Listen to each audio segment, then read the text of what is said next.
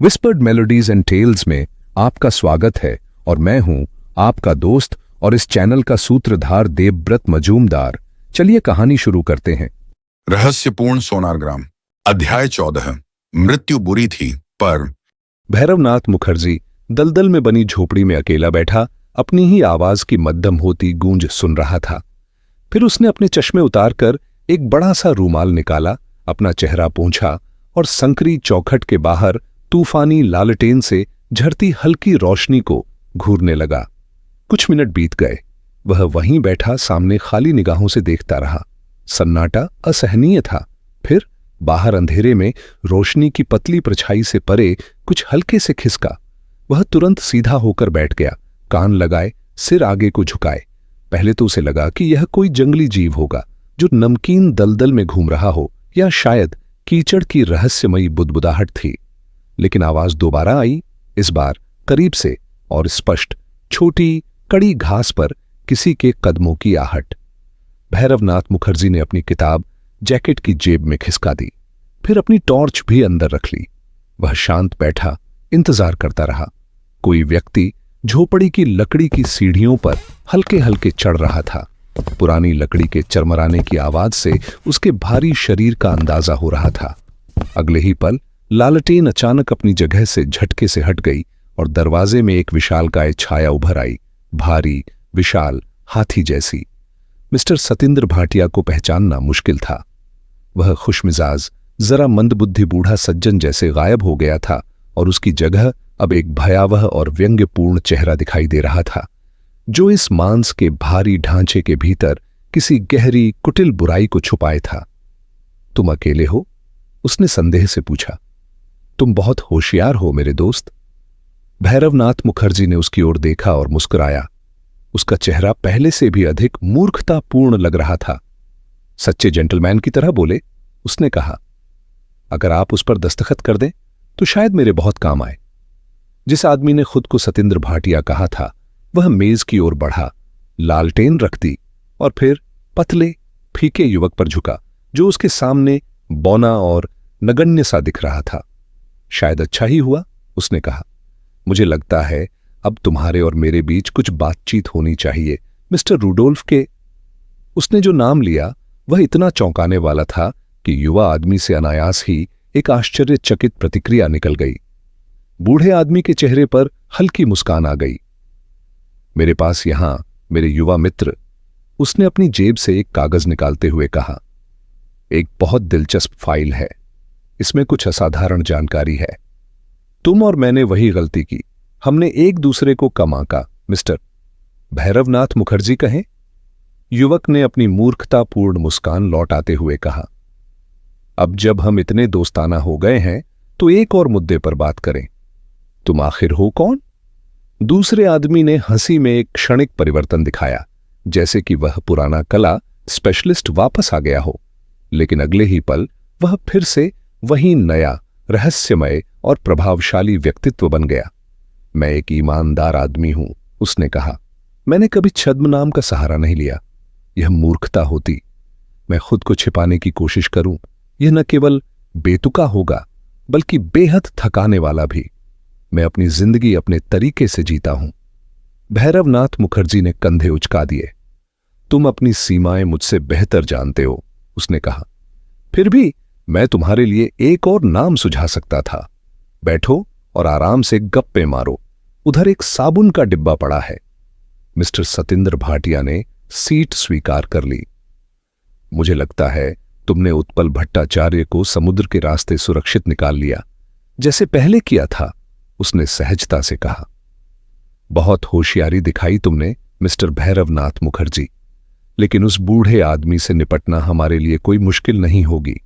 फिलहाल मेरी मुख्य रुचि तुम में है। भैरवनाथ मुखर्जी को यह बदलाव बेहद असाधारण लगा। उसे एहसास हुआ कि कोई भी नकली भेष उतना प्रभावी नहीं हो सकता था जितना यह व्यक्ति अपनी पहचान बदलकर हासिल कर रहा था। जैसा कि तुमने अनुमान लगाया होगा, वह आगे बोला, मैं दुनिया के सबसे चतुर संगठनों में से एक का प्रतिनिधि हूं। वास्तव में मुझे विश्वास है कि तुम्हें कभी हमारे द्वारा एक नाजुक मिशन पर नियुक्त किया गया था, एक ऐसे घर से जुड़े मामले में जिसका नाम था मुखर्जी मैंशन। उस मौके पर तुम नाकाम रहे। इसका कारण क्या था मैं नहीं जानता, लेकिन शायद यही वजह थी कि हमने तुम्हारी इस खास मामले में दिलचस्पी को तुच्छ समझा।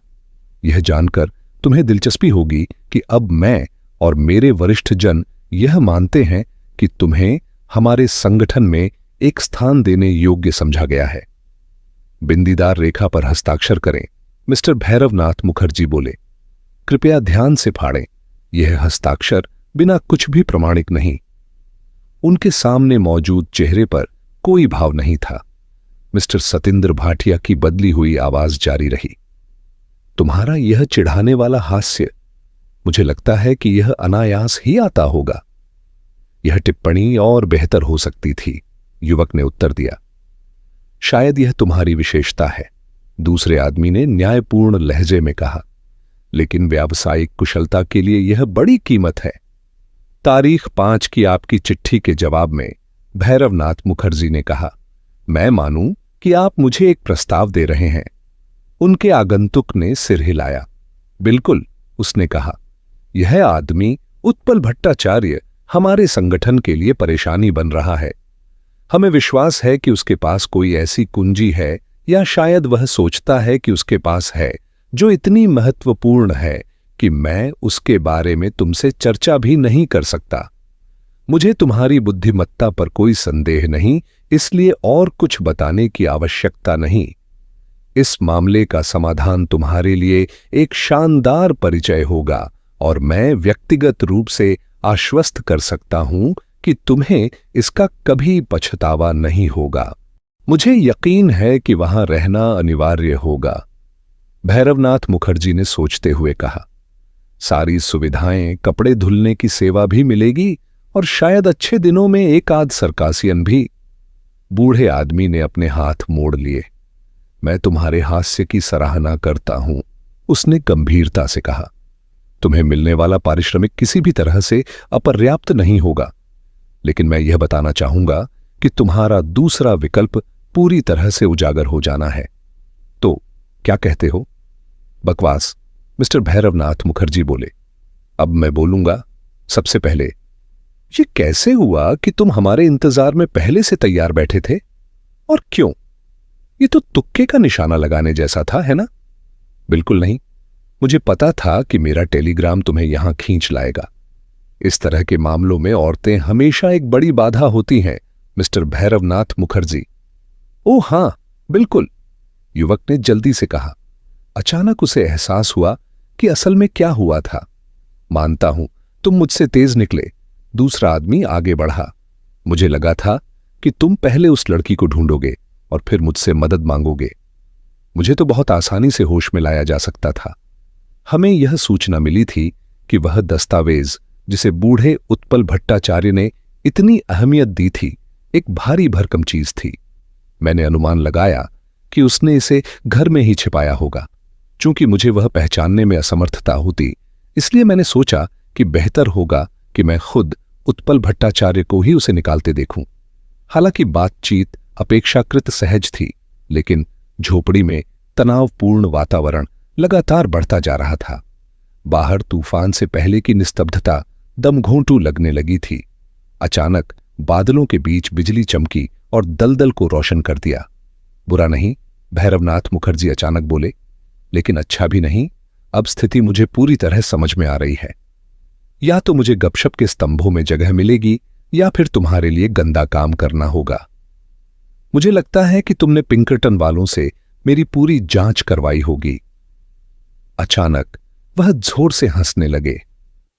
फिर भी उन्होंने कहा, अगर मैं हमारे लड़कों के साथ क्या किया जाए वाले खंड में भी आ जाऊं, तब भी मुझे अफसोस नहीं होगा। तुम कल रात हमारी पूरी मस्ती के दौरान हमारे साथ थे। मैं अपनी आखिरी सांस तक तुम्हें मिसेज नैप के बगल में बैठे देखता रहूंगा। मैं इसे किसी भी कीमत पर मिस नहीं करता। एक धीमी लालिमा उस ओरिएंटल चेहरे पर फैल गई। पहली बार उसने अपने क्रोध को उजागर किया। मैंने तुम्हें तुम्हारा बचकाना बचाव अभियान पूरा करने देने में ही भलाई समझी, उसने कहा। मुझे तुम्हारा विश्वास जीतना जरूरी लगा, और हां, मुझे भी यह अनुभव सार्थक लगा। भैरवनाथ मुखर्जी थोड़ा पीछे झुक गए। कुल मिलाकर मुझे लगता है कि तुम खुद से काफी खुश हो, उन्होंने कहा। लेकिन हमारे प्यारे भैरवनाथ मुखर्जी को अपने स्टाफ में नहीं जोड़ पाओगे। अब जरा अपनी स्थिति के बारे में सोचो। तुम यहां एक दलदल के बीच में बैठे हो, अपने घर और मां से बहुत दूर। अगर मैं तुम्हारे सिर पर वार कर दूं और घर चला जाऊं तो? मिस्टर सतिंदर भाटिया हल्की मुस्कान के साथ बोले, मुझे नहीं लगता कि तुम ऐसा करोगे। तुम्हें याद रखना चाहिए कि मैंने तुम्हारा रिकॉर्ड बहुत बारीकी से अध्ययन किया है। तुम्हारे लिए एक लाश को छुपाना बहुत मुश्किल होगा और तुम्हारे कोलकाता पुलिस वाले दोस्त तुम्हारे अजीब पेशे के रिकॉर्ड को देखते हुए तुम्हारी मदद नहीं कर पाएंगे। दूसरी ओर मैं एक बेदाग चरित्र का व्यक्ति हूं और हर कोई मुझे जानता है, सिवाय हमारे भैरवनाथ मुखर्जी के। भैरवनाथ मुखर्जी ने तुरंत लहजा बदलते हुए कहा। उसके अंदाज में कुछ ऐसा था कि सामने बैठे आदमी की जुबान बंद हो गई और छोटी सी झोपड़ी अचानक अजीब तरह से खामोश हो गई। क्या तुम कॉल्सन नाम के आदमी को याद करते हो? भैरवनाथ मुखर्जी धीरे से बोले। वही इकलौता आदमी जिससे तुमने कभी आधा सा चुगला था। मेरा दूसरा नाम मोरजियाना है, मिस्टर अली बाबा। ओरिएंटल व्यक्ति के भारी चेहरे की एक भी पेशी नहीं हिली। मैं तुम्हें समझ नहीं पा रहा हूं, उसने कहा। तुम अब भी मजाक कर रहे हो। यही तुम्हारी गलती है, मेरे बंदी हेलेन। भैरवनाथ मुखर्जी अभी भी हल्के अंदाज में बोले, लेकिन हर सेकंड उनकी आवाज में छिपी उत्तेजना बढ़ती जा रही थी। किसी भी क्षण तूफान फूट सकता था। तुमने स्वीकार किया कि तुम यह नहीं जानते कि जज उत्पल भट्टाचार्य के पास किस तरह की कुंजी थी। भैरवनाथ मुखर्जी ने जारी रखा, मैं तुम्हारे लिए चीजें थोड़ा साफ कर सकता हूं। उसका अमूल्य सुराग पूरी तरह असली है। यह किसी भी ऐसे व्यक्ति के लिए स्पष्ट है जो तुम्हें जानता हो। वास्तव में तुम्हारा नाम ही उस पहेली में छिपा हुआ शब्द है। अब मुझे लगता है कि सब कुछ स्पष्ट है और हमारी सही पहचान हो चुकी है। तो फिर बोलो, क्या हाल है? कोई शक नहीं कि यह आदमी हिल गया था। पहले झटके के बाद उसने अविश्वसनीय आत्मसंयम के साथ खुद को संभाला। तुम उन लोगों में से हो जिन्हें यहां आधा ज्यादा चतुर कहा जाता है, नौजवान, उसने भारी आवाज में कहा।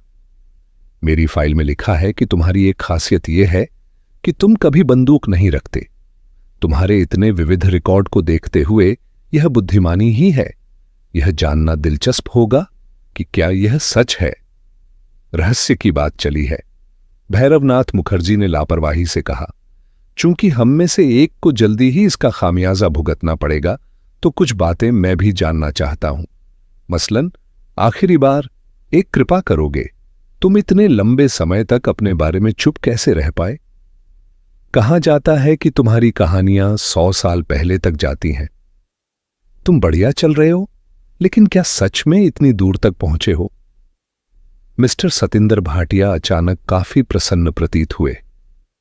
बाहर बारिश की मोटी बूंदें गिरने लगी थीं। बिजली अब और अधिक चमकने लगी थी। मुझे कोई जल्दी नहीं, उसने कहा। शायद मैं तुम्हें बता दूं, कम से कम इस तूफान के गुजरने तक मुझे यहां रुकना ही होगा। लेकिन अफसोस, मुझे अपना प्रस्ताव वापस लेना पड़ेगा। यह वाक्य क्या एक तरह से मृत्यु उपदेश है? भैरवनाथ मुखर्जी बोले। कुछ दिल से बोलो। मिस्टर सतिंदर भाटिया ने गहरी सांस ली। या तो तुम बहुत बहादुर हो, उन्होंने कहा, या फिर तुम उतने ही मूर्ख हो जितना दिखावा करते हो।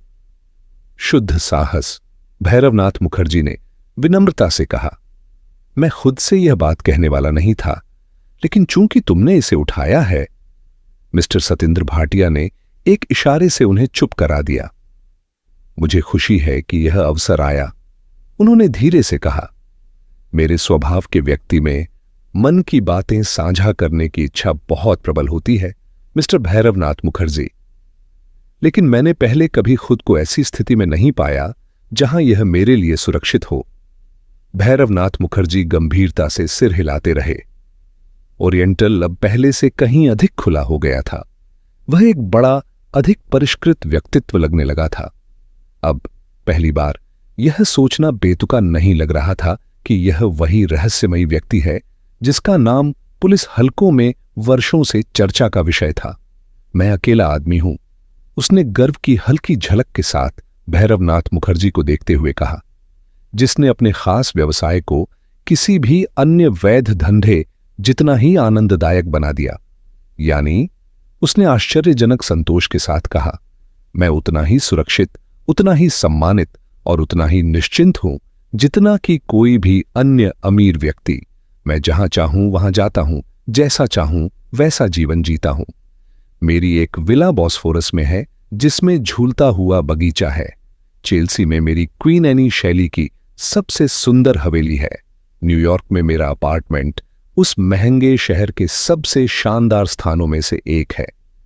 कैलिफोर्निया में मेरा एक शानदार महल है और जुआन ले पिंस के पीछे मेरा शैटू पूरे फ्रांस में प्रसिद्ध है।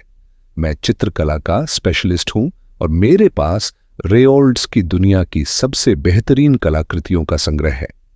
मेरे मनोरंजन के साधन अनेक हैं। मैं हर उस जिले में एक सम्मानित नागरिक हूं जहां मेरा घर है। मेरे कई दोस्त हैं और फिर भी उसने कंधे उचका दिए। कोई ऐसा व्यक्ति नहीं है जिस पर मैं पूरी तरह से भरोसा कर सकूं। लेकिन यही मेरा एकमात्र नुकसान है। बाकी सब मामलों में अगर मैंने अपनी संपत्ति तेल या मोटर कारों से बनाई होती तो इससे क्या फर्क पड़ता? भैरवनाथ मुखर्जी प्रभावित लग रहे थे। तुम्हारा सारा कारोबार एजेंटों के जरिए चलता है, मैं मानता हूं, उन्होंने कहा। मुझे इसे जारी रखना समझ में आता है, लेकिन मैं यह नहीं समझ पा रहा कि तुमने इसे शुरू कैसे किया। तुम इस पूरी व्यवस्था के वित्त पोषक हो। एक तरफ तुम दिमाग खरीदते हो और दूसरी तरफ शक्ति। बिल्कुल, मिस्टर सतिंद्र भाटिया ने सिर हिलाया। यह वास्तव में अफसोसजनक है मेरे मित्र, उसने कहा, कि मुझे तुम्हें मारना पड़ेगा। मुझे तुम काफी समझदार लगते हो। जो सवाल तुमने उठाया उसका जवाब बहुत सरल है। मेरा पिता ही पहला सेमेस्टर था। भैरवनाथ मुखर्जी उसे घूरते रहे और एक पल के लिए ऐसा लगा जैसे वह हंस पड़ेंगे। हे भगवान, उन्होंने कहा, तुमने इसे विरासत में पाया? क्यों नहीं? ओरिएंटल ने अपने हाथ फैला दिए। मुझे इसमें कुछ भी अजीब नहीं लगता कि एक आदमी अपने बेटे को इस तरह का कारोबार सौंप जाए जैसे कोई भी अन्य व्यवसाय। मैं कभी भी अपने, क्या कहें, व्यापारिक लेन देन में हिस्सा नहीं लेता, सिवाय बिल्कुल शुरू में। मेरे पिता ने मेरी गुमनामी को बहुत सावधानी से सुरक्षित रखा। जब वह मरे तो मैंने इसे संभाल लिया। मुझे नहीं लगता कि किसी ने महसूस किया कि कोई बदलाव आया है। देखो, यह संगठन स्वाभाविक रूप से बहुत बिखरा हुआ और गुप्त होना चाहिए। यही वजह है कि मैंने अपनी पहचान को बचाए रखा। कमाल, भैरवनाथ मुखर्जी ने कहा, जिनकी आंखें चमक रही थीं। माफ करना मिस्टर सतिंद्र भाटिया, लेकिन क्या तुम्हारा कोई परिवार है? बूढ़ा आदमी थोड़ा हिचकिचाया। नहीं, मेरे बाद कोई नहीं है। बड़ा अफसोस है, भैरवनाथ मुखर्जी ने सहानुभूति से कहा। मिस्टर सतिंद्र भाटिया ने कंधे उचका दिए। मैं पूरी तरह से एक स्वतंत्र व्यक्ति हूं। और उन्होंने आत्मविश्वास से हंसते हुए कहा, मैं बहुत लंबा जीवन जीने वाला हूं। भैरवनाथ मुखर्जी मेज पर झुक गए। मुझे माफ करना, लेकिन यह पूछना जरूरी है, उन्होंने कहा। क्या तुम्हें नहीं लगता कि जैसे ही हमारी दोस्ताना बातचीत खत्म होगी मैं तुम्हें मार सकता हूं? मेरा मतलब है, जब तुम मुझ पर वार करोगे तो मैं तुम पर क्यों ना करूं? मान लो कि मुझे तुम्हारी लाश के साथ पकड़े जाने का जोखिम उठाना पड़े, लेकिन मैं तुमसे छोटा हूं और शायद हाथापाई में ज्यादा तेज भी।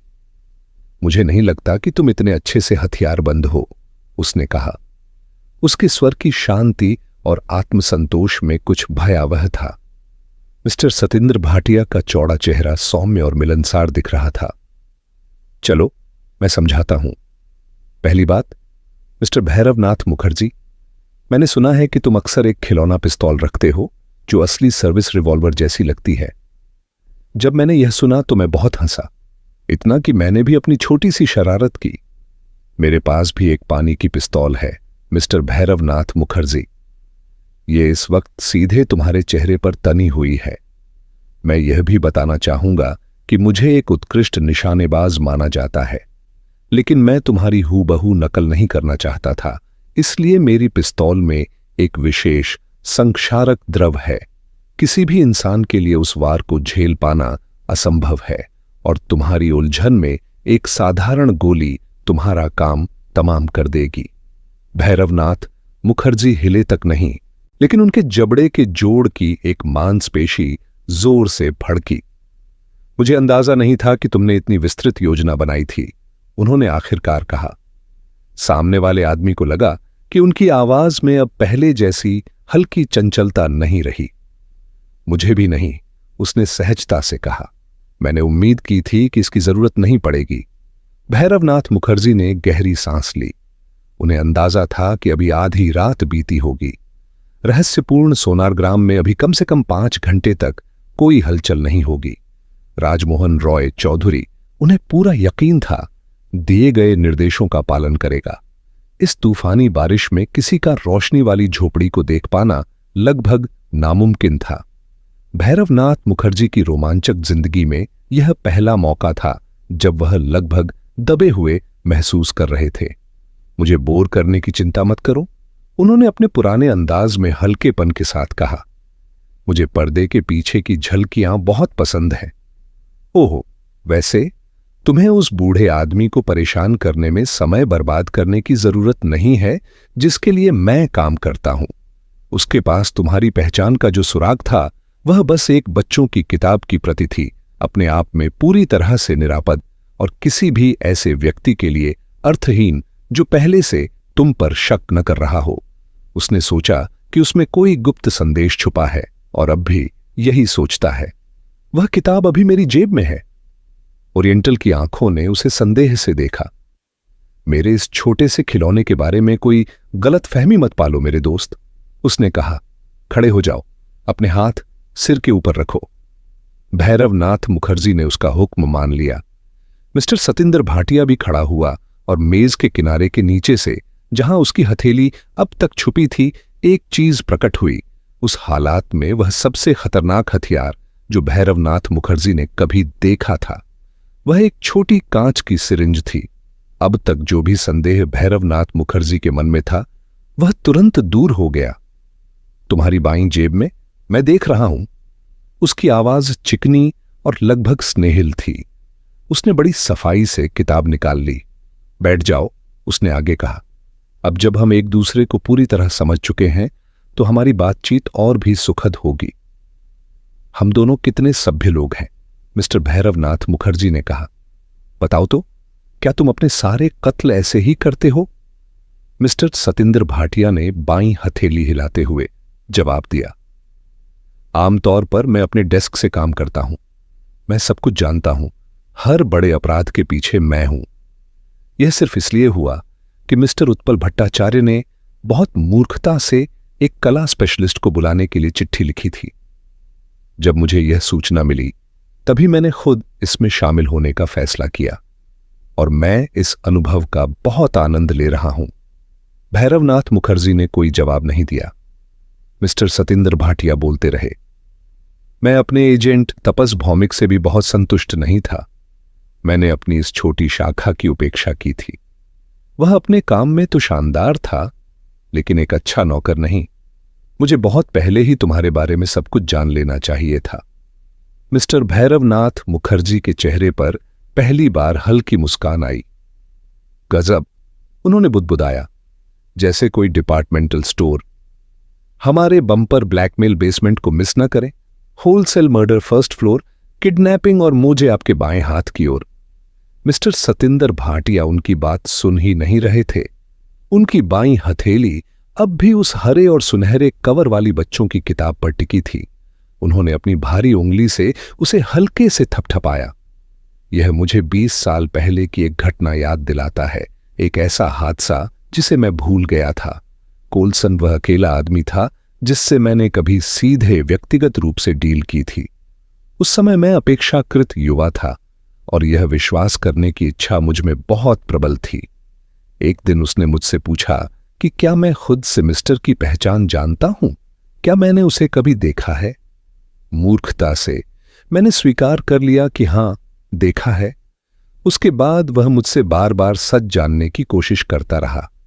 मैं इससे मनोरंजित था और एक दिन मैंने इस किताब की ओर इशारा किया जो एक सेकंड हैंड बुक शॉप के काउंटर पर पड़ी थी, जो कि उसका मुख्यालय था।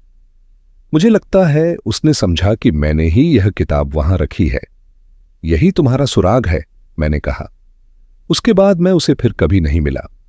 यह घटना मेरे दिमाग से पूरी तरह मिट गई थी, जो यह साबित करती है मेरे दोस्त भैरवनाथ मुखर्जी, उसने अचानक गंभीर होकर जोड़ा, कि एक मूर्खतापूर्ण कार्य एक बुरे कार्य से कहीं अधिक खतरनाक होता है। भैरवनाथ मुखर्जी ने सिर हिलाया। एक और बात जो मैं जानना चाहता हूं, उन्होंने कहा। तुम्हारे दोस्त तपस भौमिक को बूढ़े बिमल भट्टाचार्य से क्या दिक्कत थी? मिस्टर सतिंद्र भाटिया ने कंधे उचका दिए। मुझे कैसे पता हो, उन्होंने कहा। तपस भौमिक के कई काम मुझे चौंकाते थे। वे बहुत तुच्छ थे। वह अर्नब रॉय, उसे कभी कोई जिम्मेदारी नहीं दी जानी चाहिए थी। मुझे शर्म आती थी कि वह किसी भी रूप में मेरे संगठन से जुड़ा था। यही तो असली आत्मा है, भैरवनाथ मुखर्जी ने कहा। मुझे बिमल भट्टाचार्य में दिलचस्पी थी। मुझे यह असंभव लगता था कि ऐसा आदमी कोई रहस्य रख सकता है। मिस्टर सतिंद्र भाटिया ने सिर हिला दिया। कोई भी रहस्य असंभव नहीं होता, उन्होंने टिप्पणी की। उदाहरण के लिए मुझे ही देख लो। अगर यह बहुत ज्यादा जिज्ञासु होना न हो, युवा व्यक्ति ने धीरे से कहा, तो मुझे यह जानने में बहुत दिलचस्पी होगी कि तुम अपनी बेदाग प्रतिष्ठा के साथ कैसे बच निकलने की योजना बना रहे हो, जबकि बेचारे भैरवनाथ मुखर्जी की लाश इधर उधर पड़ी होगी। हो सकता है कि मैं थोड़ा सीधा सादा सोचता हूं, लेकिन लाश का सवाल हमेशा से मुझे परेशान करता रहा है।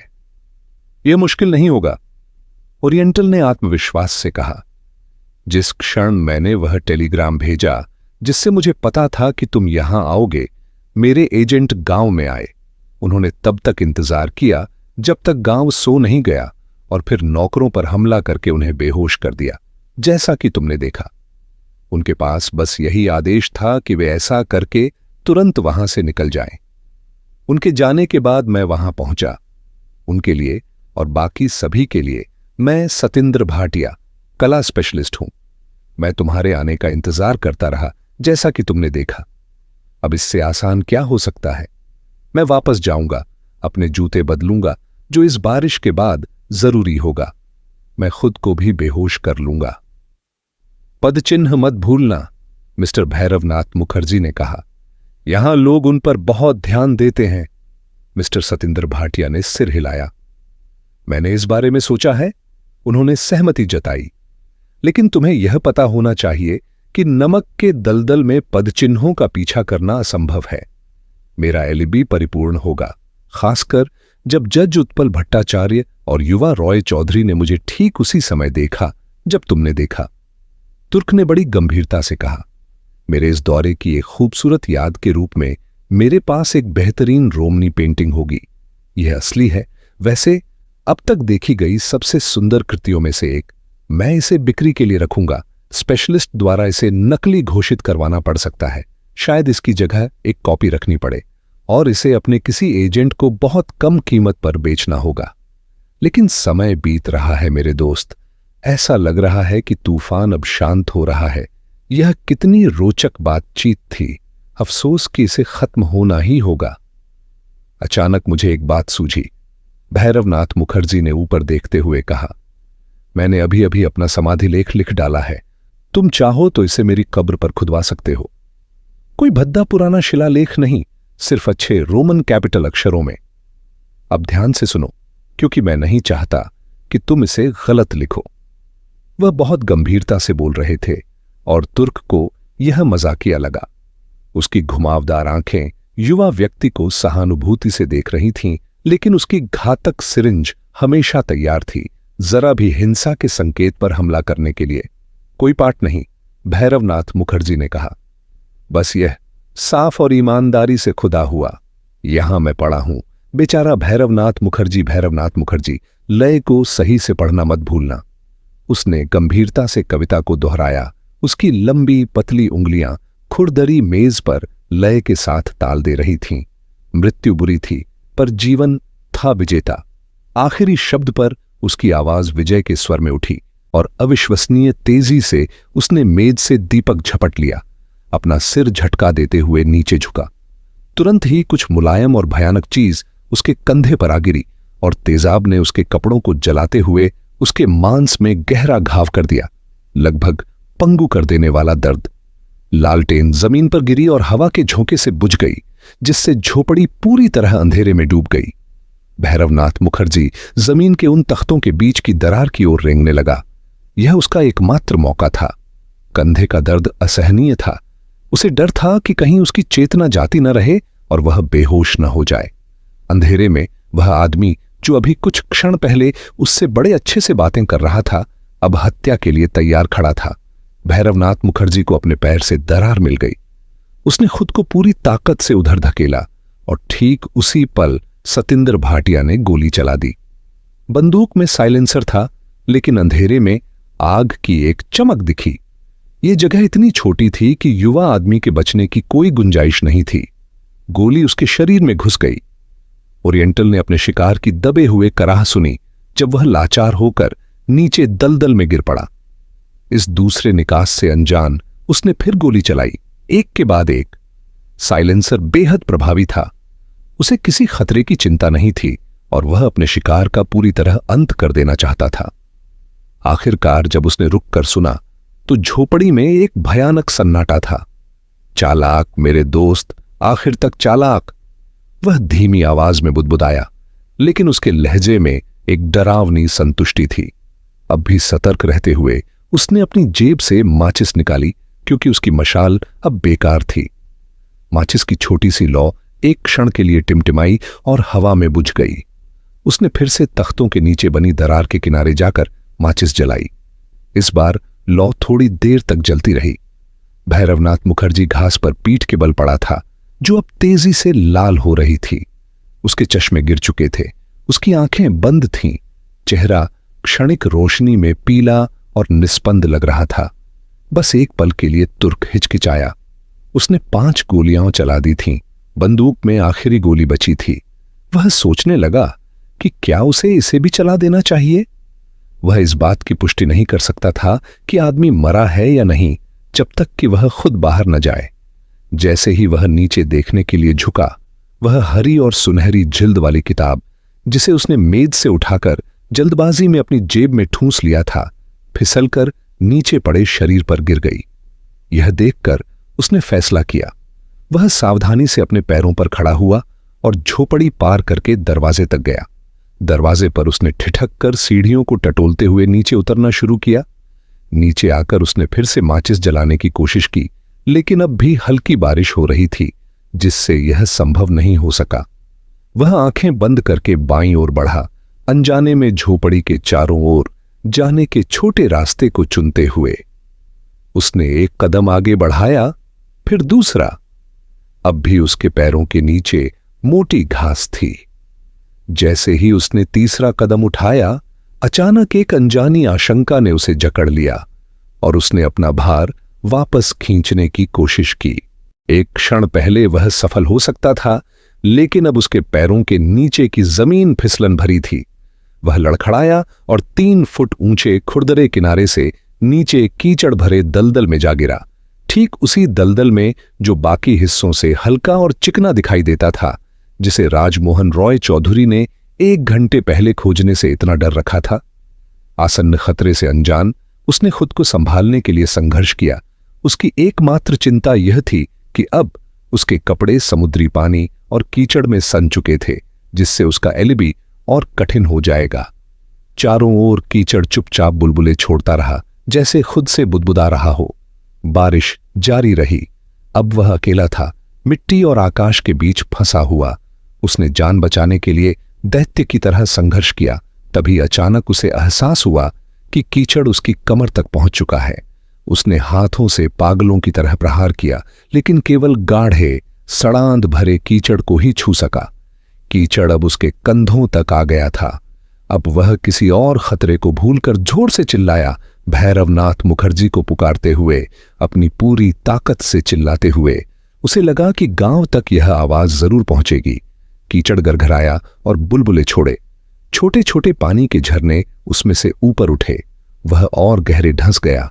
बस एक क्षण और यह उसकी ठुड्डी तक पहुंच जाएगा। उसने अपने हाथों को नीचे धकेला। एक अज्ञात अंतर्ज्ञान ने उसे बताया कि शायद इससे उसे कुछ और समय मिल सकता है। कीचड़ उसे कसकर धीरे धीरे अपनी जकड़ में ले रहा था। अब वह चिल्लाने की हिम्मत नहीं कर सकता था, क्योंकि उसे डर था कि कहीं उसके हिलने डुलने से ही वह पूरी तरह डूब न जाए। उसी क्षण जब वह लगभग हार मान चुका था, उसके पैर ने ठोस जमीन को छुआ। वह पूरा तन गया। अचानक आशा की एक नई किरण जाग उठी, लेकिन सांस लेना कठिन था। ऐसा लगा जैसे कीचड़ को धोखा दिया गया हो। वह उसे और भी कसकर दबा रहा था, अपने विशाल भार से उसे झपटा कर रहा था। फिर भी उसमें जीने की एक अंधी पागल चाहत लौट आई, चाहे वह जैसा भी जीवन हो। बारिश रुक गई। शरीर में ऐंठन हो रही थी, लेकिन वह अपने उन मांसपेशियों को ढीला करने की हिम्मत नहीं कर सकता था जो उसे दलदल के ऊपर थामे हुए थीं। ऊपर बादल अलग हो गए। वह आगे देखता रहा। उसकी आंखें तकलीफ से उभरी हुई थीं, चेहरा विकृत, मुंह खुला हुआ और त्वचा पर नसें उभरी हुईं। महज 1 फुट दूर उससे एक मोटी सफेद रेखा थी, अनियमित, कीचड़ से भी अधिक भयानक, अधिक निर्मम ज्वार। वह इसे देखता रहा। उसमें बची हर एक जीवित चिंगारी इस अंतिम और सबसे भयावह शत्रु के खिलाफ केंद्रित हो गई। लहरें पीछे हटीं, लेकिन तुरंत ही फिर से झपट पड़ीं, महज 1 इंच दूर से उसे खारे पानी की बूंदों से भिगोते हुए। उसने अपनी आखिरी ताकत बटोरी। उसकी उन्मत्त चीख ने जंगली पक्षियों को चौंका दिया और मैनर के दूरस्थ कमरों में गूंज उठी और फिर सुबह की निस्तब्धता में खो गई। लहरें फिर से पीछे हटीं और इस बार वे झाग से भरी, हंसती हुई उसके मुंह को पूरी तरह डुबाने के लिए लौट आईं। नमस्ते प्यारे दोस्तों, स्वागत है विस्पर्ड मेलोडीज एंड टेल्स में, जहां संगीत और कहानियां एक नई जिंदगी पाती हैं। अगर आपको दिल को छू लेने वाले गीत और मनमोहक कहानियां पसंद हैं, तो आप बिल्कुल सही जगह पर हैं। तो जल्दी से सब्सक्राइब बटन दबाएं और बेल आइकन को टैप करें, ताकि हर नया गाना और कहानी आप तक सबसे पहले पहुंचे। अगर आपको ये पसंद आया हो तो लाइक बटन दबाना ना भूलें। आपका एक लाइक हमारे लिए बहुत मायने रखता है और हमें और बेहतरीन कंटेंट बनाने के लिए प्रेरित करता है। आपके प्यार और सपोर्ट के लिए धन्यवाद। इसी तरह हमारे साथ बने रहें, सपने देखें, सुरों में खो जाएं और कहानियों की दुनिया में डूब जाएं। मिलते हैं अगले वीडियो में।